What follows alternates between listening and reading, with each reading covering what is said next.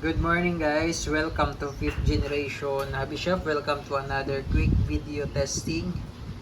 Shout out po natin si Sir Dennis Joso. Sir, welcome to 5th generation Hobby Shop. So ang re-review natin ngayon is the Crossman SR357 revolver, CO2 powered 4.5mm steel ball airgun pistol by Crossman.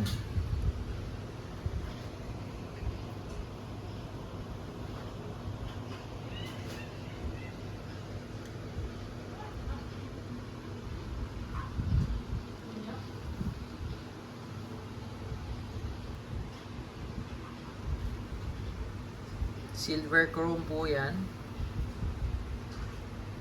Ayan. Adjustable yung sight niya sa likod, sa rear. Windage and elevation. 6 inches barrel yan. Sa front naman naka-fix po yan. Fixed front sight. Double and single action. Meron po itong safety. Ito. Yan, ito po yung safety niya. Backward mo lang, push backward para sa safety. Then push forward naman para ma-open yung ito. Yung bola. Ayan po yung shell niya. 6 shots.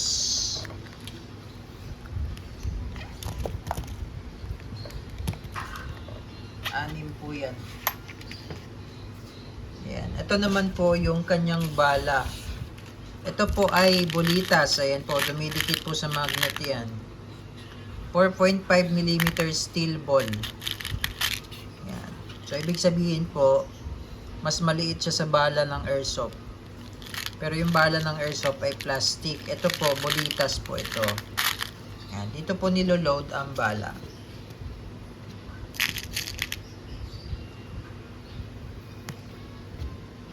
Yan.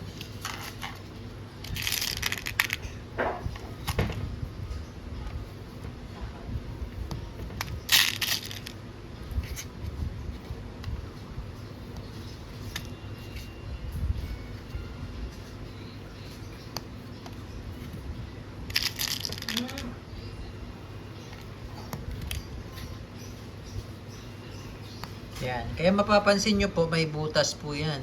Diyan po dumadaan yung CO2 para po maitulak niya yung bolitas. Yan. Lagyan naman natin po ng CO2. So, bali ito naman po yung kanyang propellant or CO2. Ito po ay 12G. Made in Taiwan CO2 cartridge. Disposable po siya. More or less nasa 60 shots po bago maubos po ito. Ito yung pinaka-propellant. Ito po yung nagtutulak ng bala. Ngayon, dito po ang loading ng CO2. Yan. So, bali may kasama po siyang 5 piraso na CO2. 5 pieces na CO2 po.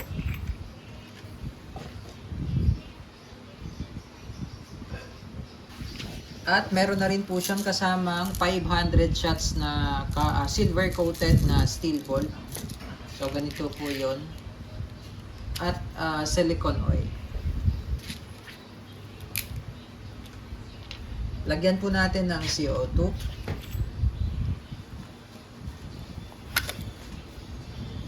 So before po tayo maglagay ng CO2, papatakan lang po natin to ng oil.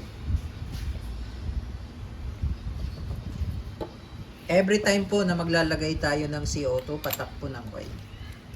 Slow yung CO2, tapos hihigpitan lang po natin. So kahit hindi nyo na po ito tatanggalin yung cover, ganyan lang.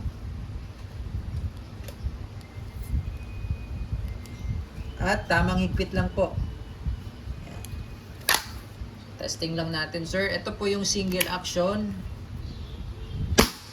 Then ito naman po yung double action.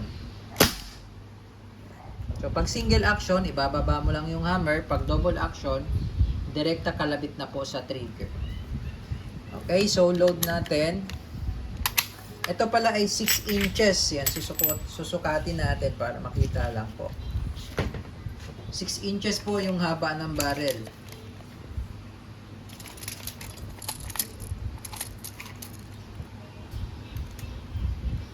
Yan po, 6 inches. Meron po kasing 2.5 nito kaso wala tayong stock. Yun naman po yung SNR 357. Yun yung dual. Okay, so load. So sa paglo-load, push mo lang tapos tulak.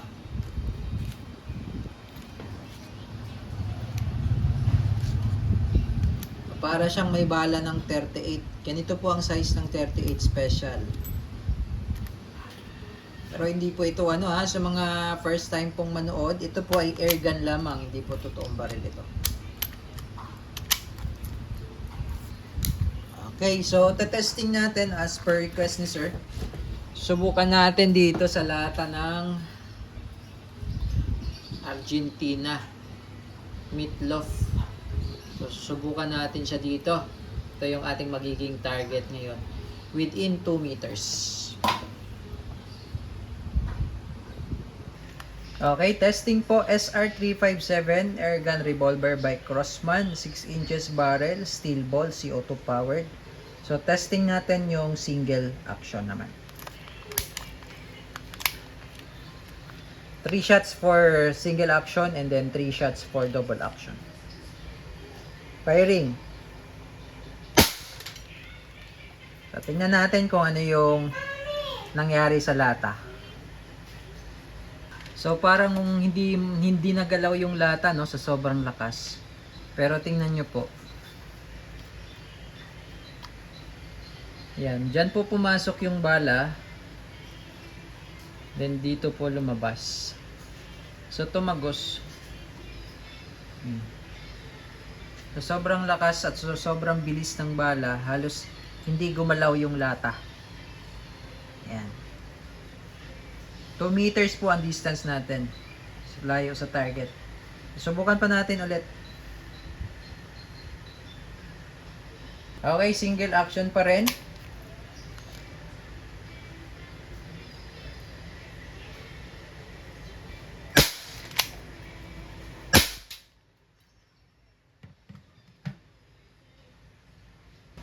So makikita nyo po, tumatagos talaga siya sa lata ng Argentina.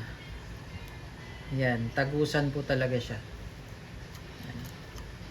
So bali 3 butas po yung nakikita nyo dyan. Yan, 3 din dito sa harap, 3 sa likod. Ayan. So malakas ang SR357. Malakas po siya pag bago yung CO2, bagong lagay. Pero pag yung medyo paubos na, humihina na rin po yan. Okay, so testing naman po natin sa double action. Okay, sa double action naman po, hindi nyo na po kailangang ibaba ang trigger. Direkta kalabit na po yun. Medyo malalim lang pag double action.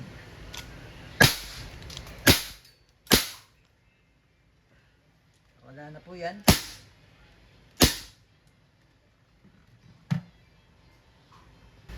So nakikita nyo po yung lata talagang nawasak. Ayan. Nawasak talaga siya. Okay, so malakas. So ito po ay nagre-range po ng 500 to 600 fps. Okay, so again, this is the SR357 by Crossman Airgun Revolver.